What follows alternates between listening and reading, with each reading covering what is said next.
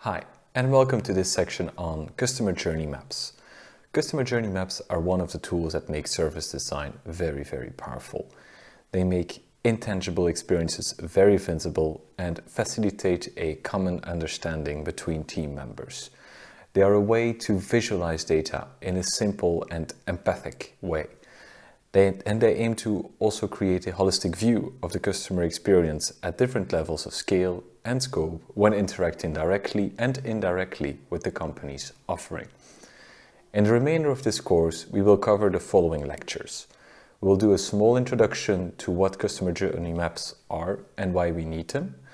We will also look at the customer journey building blocks and also the different characteristics of what make a customer journey map. What is the need of having story mapping, and also how to create a customer journey map using story mapping. And then we also have a case to make things a bit more practical, and we will wrap it all up with some key takeaways. Now, I would like to circle back to one of the descriptions of the customer journey mapping, which was the following. Customer journey maps aim to create a holistic view of the customer experience at different levels of scale and scope when interacting directly and indirectly with the company's offering. This description needs a little bit more explanation, don't you think? So let's break it down. First of all, what exactly do I mean by a holistic view? We have to understand that a customer journey can start us from the very beginning of the customer relationship, which is to create awareness around a need and also looking for a product. And then it can go all the way up to the ambassador stage of the journey, where customers are serviced so well that they even become actual ambassadors and recommend the company's products to other potential customers. This journey also nicely ties in with a marketing concept called the golden flywheel. The flywheel represents the three stages of the customer relationship, being marketing, sales, and servicing. At the center of the flywheel, you have the customer, which powers the flywheel. The better the customer experience is at every stage, the quicker the flywheel will start to turn, which translates into a virtuous cycle of growth. So the message here is that excellent customer experience generates more growth, etc., etc. Now, there's another part of the description I want to focus on, more specifically the part of the different levels of scale and scope.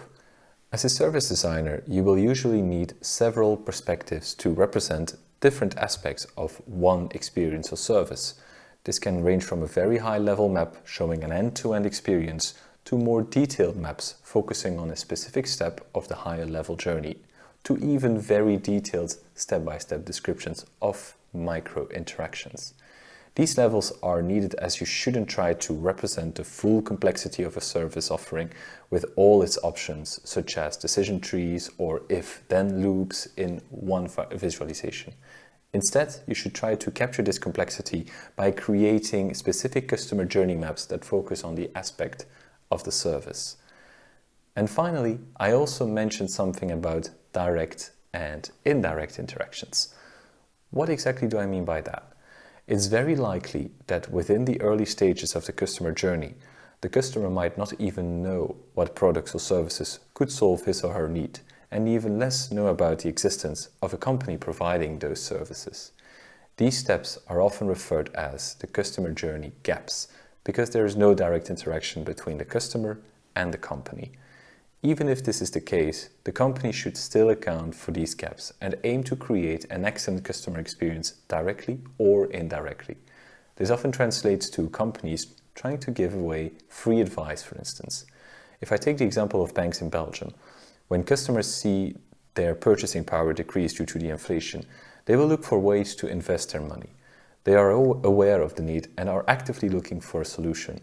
This can be seen as a gap in the customer journey, as banks are not yet interacting with customers at that stage.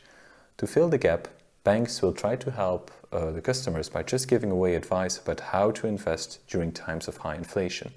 Some of them even go as far as creating entire academies around that need to educate their customers, and this without asking anything in return.